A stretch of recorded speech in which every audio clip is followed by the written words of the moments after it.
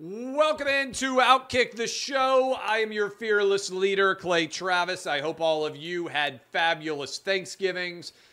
We have got a lot to discuss as we break down everything that happened in the world of college football. Reminder, I do the NFL on Tuesday, so we'll have NFL reactions on Tuesday, although we have Frank Reich already fired as the Carolina Panthers coach after the Panthers lost to the Titans in the bowl, the Sadness Bowl, as I called it. That is where we are now sitting with an NFL coach being fired, 11 games into the season, which is one of the earliest firings we have ever seen. Only 5 coaches in NFL history have been fired before the first season is complete. That is 3 straight years now where it has happened. Urban Meyer, Nathaniel Hackett, and now Frank Reich. 3 straight years where a coach has been fired in the NFL before the actual first season of their tenure is complete. Now, let's start, though, with the college football landscape. And I'm going to get to Michigan and Ohio State in a minute and what we learned. The Iron Bowl, what is CBS thinking? Okay, let's just put it out there, all right? CBS Sports had the greatest television package in college sports history in that they had the number 1 draft pick of every SEC game every week. And they've had that for basically like 30 years, in essence, nearly. And this is an important story, and I've told it for several years now, but I think it really kind of gets crystallized as we talk about this Iron Bowl, another iconic game and ending. All CBS had to do was when the SEC expanded and added Texas A&M and Missouri, all they had to do, they were paying around $50 million a year, all they had to do was bump their payment up a little bit. At a minimum, pay the same amount that they were already paying per school and add it for 14 schools now instead of 12, and they could have extended their relationship. You guys know I've been no great fan of a lot of decisions that Disney/ESPN has made. Yet when the SEC expanded and added Missouri and Texas A&M, ESPN said, here is our checkbook, SEC. We want to be in business with you for as long as we can. And that was the impetus behind the launching of the SEC network, which led to a 20-year extension of the ESPN and SEC relationship. It may have even been extended beyond this now, but it went all the way to 2034. And they made that calculated decision, hey, we are going to expand our relationship. We understand what you're doing, SEC. We want to be in business with you. And so they climbed into bed aggressively, the SEC and the ESPN. CBS could have extended for 20 more years, maybe 30 more years. They could have extended far into the future. All they had to do was recognize what incredible value they had. Instead, they were imbeciles, and they're now paying, I think it's like $150 million for crap Big Ten games. They went from best game in college football many weeks, the SEC premier pick, to leaving the SEC and getting like third-round draft picks from the Big Ten. It's not talked about. It's not written about enough. I don't know if people have too many friends and they're afraid of negativity being out there. This is what CBS did, the single dumbest decision in the history of my life in sports media. CBS tripping all over themselves and ending their relationship with the SEC is so dumb that every single person who was responsible for that decision should be fired on the spot. If I ran CBS, I would be like, everybody who screwed up the SEC game of the week and chose not to extend it at what would have been a substantial discount to what they ended up paying for a far worse package from the Big Ten, all of them should be fired. They are too dumb to be able to work at my company. That's what I would say. But I'm bringing it up now because they only have one more game left. And this was the final regular season game of the SEC on CBS. And what an incredible game it was. Now, think about just what happened in the final couple of minutes. Auburn fumbles a punt that gives Alabama incredible position. Alabama then goes backwards twice. Jalen Milroe has a 3rd down and 20 and is allowed to scramble for 19 and a half yards. Alabama gets the 4th down conversion. Then, from a 1st and goal situation, they get an awful snap. They fall all the way back eventually to 4th and goal from the 31. Okay? And this is what everybody is focused on. First of all, congratulations to Hugh Freeze and Auburn. They could barely throw the football this year. And yet they were running the ball on Alabama all day, all game long. They have a 4-point lead. If they just field a punt, they probably would have won this game. Alabama would have had to use all their timeouts. I'm not sure Alabama would have stopped Auburn from running the ball or getting a 1st down. 1 1st down after they fielded the punt, and the game's over. Even with the fumble punt, even with the allowing Jalen Milroe to scramble 19 and a half yards on a 3rd and 20 and be able to convert a 4th down, even with all that going on, it's 4th and goal from the 31. Auburn takes a timeout. Now, let me just kind of break this down for you. However the game ends is going to be, I think, as you actually break it down, if Auburn loses that game, whatever they do is going to be ridiculed, right? If Auburn blitzes Jalen Milroe with 6 players and drops 5 into coverage and plays single-man coverage on everybody, then Alabama hits a touchdown pass. Everybody's going to say, why didn't they just drop everybody and play shell prevent defense? Alabama had to get 31 yards, right? You know that's going to be a conversation.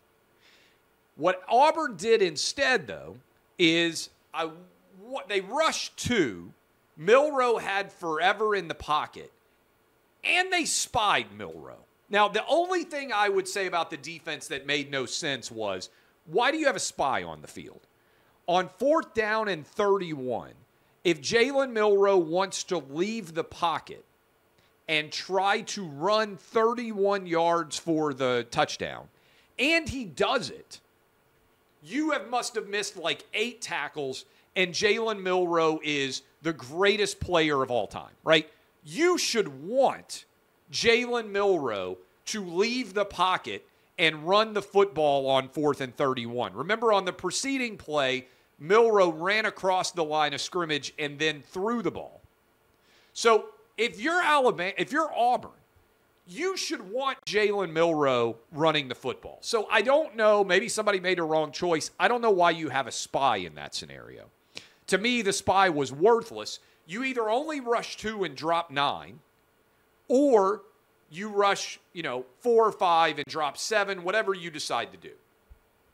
You probably don't practice this kind of defense a lot. What should never happen is man-to-man scenario where you have someone not watching the quarterback. The reason why that pass was completed, correct? Credit to Alabama. It's a great throw from Milroe. Gravedigger, I think, is the name of the play. The reason why that pass was completed is because you had guys not paying attention to the quarterback. What I think should happen in that scenario is if you're going to drop, 8, first of all, you rush 3. You don't have any spy. And you drop 8 and everybody's in zone. And all they do is watch the quarterback, right? And so you have 8 guys that are all in the end zone, and you just react and watch the quarterback. Because given how far Jalen Milroe had to throw the ball's going to be in the air for a couple of seconds. As fast as your defensive backs and skill position players should be, there should be almost no possibility of anybody being able to make an uncontested catch. Now, if Milroe wants to throw it up in the air and there's 3 or 4 Alabama players in the vicinity and the same number of Auburn players roughly, and the ball gets batted around and gets caught, that's fine. You should never get beat like happened on that play where Milroe, to his credit, sees and recognizes his receiver and makes a great throw to him. But if you watch that play, the Auburn defensive back both lost idea of where the Alabama receiver was and had no idea that Jalen Milroe had thrown the football. If he had merely been watching Jalen Milroe just playing an area of the end zone, right? If you said to all 8 Auburn defenders that were back, hey, each of you has, what's a football field? 53 yards wide, I think, if I'm not mistaken. If each of you has, 5 yards to cover in either direction, you're midway in the end zone, it should be virtually impossible for a ball to be thrown that an Auburn defender couldn't break on and make a play, right? Because remember, the most you can have in the end zone is what, 5 players? So you're going to have a numerical advantage. You're going to have 8 defenders. Now, you could have dropped 9, and then you basically could double almost every player, right? And flood the entire end zone. You could have 14 players in the end zone, 9 of whom would be yours. Alabama makes the play, however. I imagine that Auburn had not practiced it a lot, but they did take a timeout. They did get the exact defense that they wanted. And to me, that is just a sign that Jalen Milroe made a play, partly because Auburn was not set up in the most advantageous way. But again, I don't really question the decision-making because, again, if you blitz 5 and you drop 6, or you blitz 6 and you drop 5 and play man-to-man and somebody is open, then inevitably you get crushed. Now, I do think from the 31, the odds of completing that pass are so infinitesimally small. I think if Alabama ran that play 25 times, they might get a touchdown 1 time. It would actually be interesting to see over and over again. I tend to think that throws into the end zone are underrated and underutilized. The other thing is, tackle him, right? Auburn, worst case scenario, on 4th and 31, if you tackle, given it's a goal-to-go situation, you just get 1 untimed down, right? Because you still have to score a touchdown. You can't get a first down. Anyway, this is all crazy, all ridiculous, and I just look at all this and think, my goodness, Auburn had to have a lot go wrong in order to end up losing that game. But I will say, if you're an Auburn Tiger fan coming off a 21-point loss to New Mexico State, I'm not sure how much better Alabama could have been contested by Auburn in that scenario than what they did. By the way, I'm going to talk about Michigan, Ohio State in a minute, but first I want to say, Merry Ballsmas from our friends over at Manscaped. The holidays are approaching, but what if I told you the celebrations are starting early this year? Turns out the perfect gift does exist. Who else to bring it down your chimney than the leaders in below-the-waist grooming? Keep calm and let your balls jingle this season with Manscaped's brand-new Performance Package 5.0 Ultra. Featuring the all-new Lawnmower 5.0, watch all your wishes and mistletoe kisses come true. Look nice when you're going naughty by going to manscaped.com. Use code OutKick for 20% off and free shipping. Unwrap the gift of smoothness this season with Manscaped. 20% off, free shipping with the code OutKick at manscaped.com. That's 20% off with free shipping at manscaped.com. Use code OutKick. Manscaped. Get your jingle balls ready for the holidays. Certainly, I appreciate all of you for breaking all of that down. As we are breaking down and continuing to break down all of this, Michigan gets the win over Ohio State. 30-24, late interception. Ohio State people are all fired up at me because they're saying, you said we have no chance to make the playoff. All right, Let me just say this right off the top. In the wake of their loss, Ohio State has a tiny fraction of a chance of making the playoff.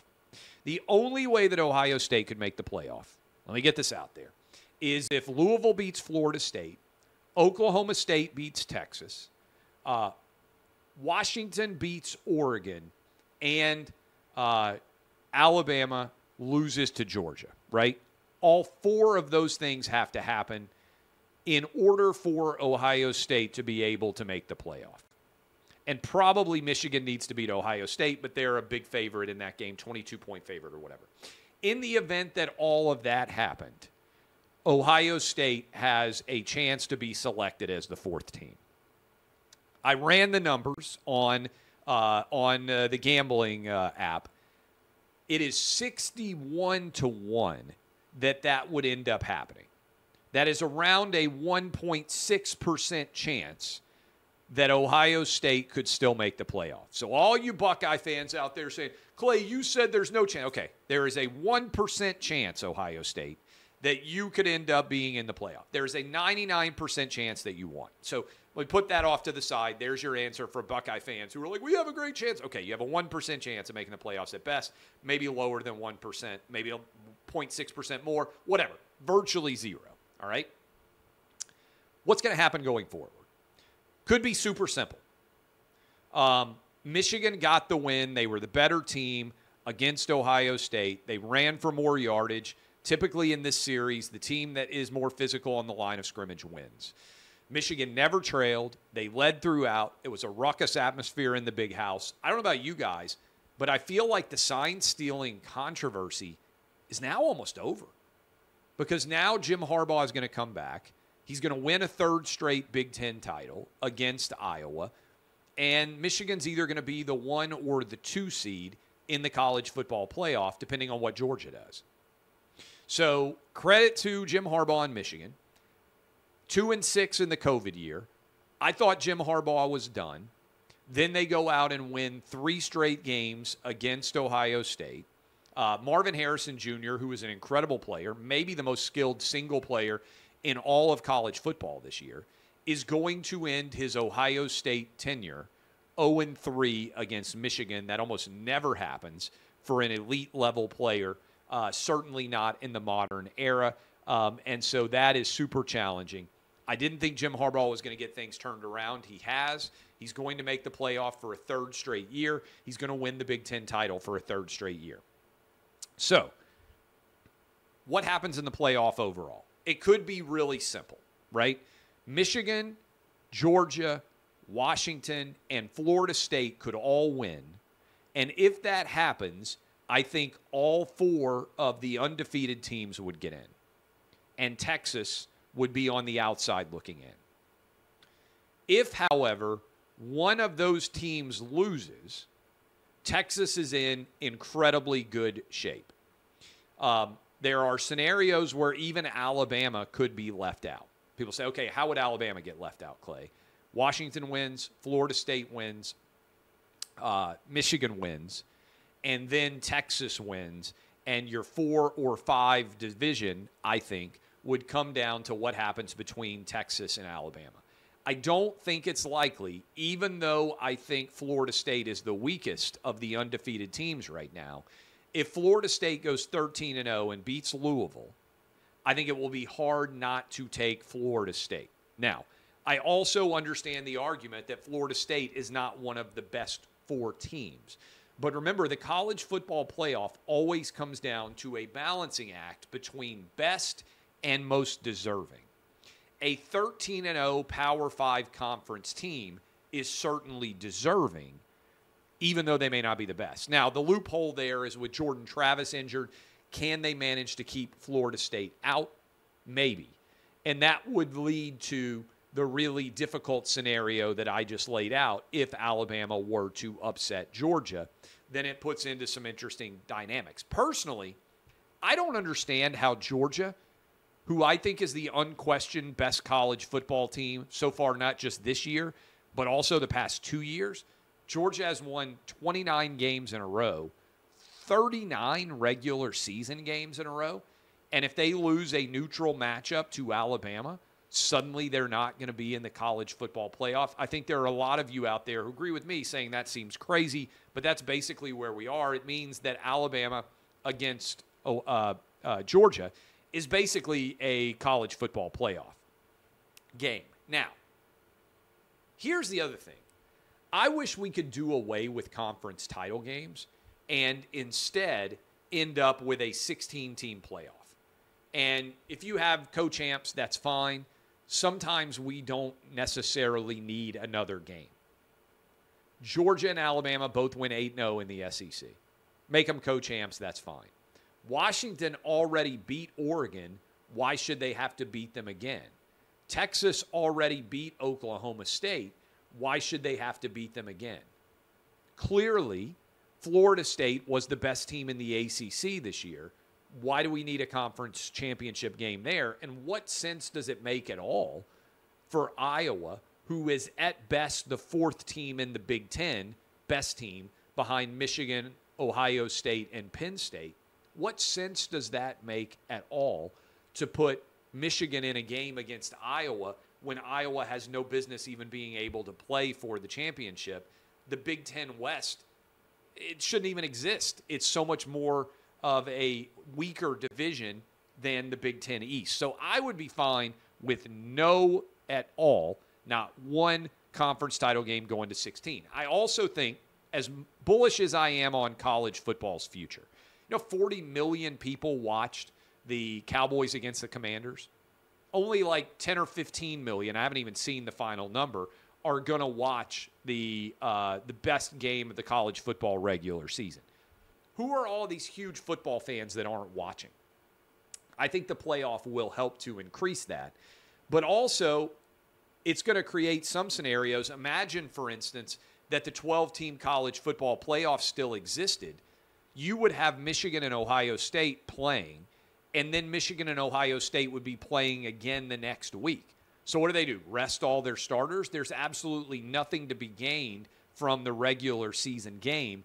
I think you're going to end up sometimes in scenarios where you have immediate rematches and nobody gains anything by actually playing the games. Just worth thinking about. College football playoff picture. I think the Pac-12 champ is in, whether it's Oregon or Washington. Michigan basically in, although there are some scenarios where if Michigan lost, potentially you could end up with no Big Ten team in. I think the Georgia-Alabama game is winner gets in. And I think Texas is very likely to get in, although there are some moving parts that could alter that. Again, I'd encourage you to go read the starting 11 to get through all of the details there. A couple of other things that are in play. Texas A&M hires Duke coach Mike Elko, formerly defensive coordinator, to come down to College Station after what was reported to be basically a fan revolt against the hiring of Mark Stoops. I think Elko is a better hire. But I also think this. This is my argument that I made for why firing Jimbo Fisher doesn't necessarily guarantee a better situation. Jimbo Fisher, $76 million paid now not to coach. Are you confident that Mike Elko is going to be way better than Jimbo Fisher was? Now, A&M's a pretty talented team, assuming they keep their class together, recruiting class together, and manage to continue to maintain a lot of the talent on that team. They're going to be, I think, very talented for Elko. The challenge is, are they going to be better than Alabama? I don't think so. Are they going to be better than LSU? I don't think so. Are they going to be better than Auburn, what Hugh Freeze is building there? I don't think so. Are they going to be better than Ole Miss, where they weren't this year? A&M, you can argue, is going to be better than Mississippi State and Arkansas, and that's about it, just in the West. And remember, we're doing away with divisions. Is A&M going to be better than Georgia? No. Are they going to be better than Tennessee? Well, they weren't this year. I think A&M's still right around 6th or 7th best in the SEC next year. And the question is, who's going to build them to a higher level than where they are right now? But I do think the revolt against Mark Stoops, I don't think you can fire Jimbo Fisher and go hire Mark Stoops and think you got substantially better there. particularly because Mark Stoops has never really recruited at a high level. And, in fact, he called out his fan base for not paying enough money so that they could have better players. Now, there's also the report that Stoops didn't get more money and he didn't get any contract extension. So he wanted out of Lexington. Instead, A&M decided, you know what? Our fan base is not going to support you. I think that is pretty intriguing. Clemson, South Carolina. Clemson gets the win. South Carolina finishes 5-7. Clemson finishes, I think, 8-4. Did I get that right? Donald Trump's in attendance. Crowd went wild for Donald Trump, chanting USA, overwhelmingly cheering. William Bryce Stadium, around 80,000 fans there. And I asked this question on Twitter. Would Joe Biden get cheered anywhere in college football? Maybe Stanford. Maybe if he went to Cal Berkeley. I'm not even sure he would get cheered there. Trump wildly cheered at Madison Square Garden. I think if you look at, I know there are a couple of viral clips, people say, oh, he was getting booed. Yeah, by like 5 people that were standing around. I mean, there's 80,000 people in the stadium. It's in South Carolina. Numbers would suggest that I would say majority of that stadium probably supports Trump. Now, maybe there's also DeSantis supporters. Maybe there's also Nikki Haley supporters. But my point on this is just Joe Biden wouldn't get cheered, I don't think, hardly anywhere in college football. Would he in Minnesota? Would he at Wisconsin? I think Joe Biden would get booed most places in college football. There's not actually Joe Biden supporters. In 2020, there were just people who didn't like Trump. I shared a graphic from Buc-ees. I love Buc-ees. I made a long drive. I was down the Florida Gulf Coast, spent like 8 or 9 hours in the car driving back with my 3 kids yesterday. We stopped at a Buc-ees in North Alabama. Couple of things. They're advertising jobs. You can make $40,000 a year in North Alabama working as a bathroom cleaner at Buc-ees. Think about how crazy that is. You can make $125,000 a year managing the car wash at the Buc-ees. And if you are the general manager of a Buc-ees store, you can make $250,000 or more. These are massive salaries in often rural parts of the country. It's not like there's a $19 or $20 minimum wage in Alabama. I love everything about what Buc-ees is doing. They are running such a successful business that they are able to reward their employees with wages far in excess of what minimum wages are required. And they aren't doing it with the hard hand of government coming down upon them. They're doing it thanks to capitalism, thanks to business, thanks to the larger marketplace. They know the value of good employees. They know the value of running a highly successful business. I love everything about this. We'll put up the graphic that I took a picture of last night outside of Buc-ees. Now, it wasn't a flawless trip. I forgot my credit card there. So everything did not go flawless, and we stopped in there and grabbed food. But the whole Travis family was excited to stop there. We planned it several hours in advance. We all ate our dinners in the car after stopping there. If they ever have a private equity offering or a public stock offering, I will put whatever I have available at that point in time into Buc-ees. I absolutely love this brand. I got to meet the owner at the Alabama-Texas A&M game. Seems like a very good guy. And if you haven't already checked out this place, spotless bathrooms, flawless food, drink service.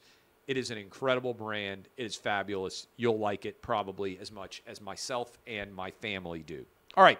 Love all of you. I am headed out to WWE Raw tonight in Nashville with the Travis boys.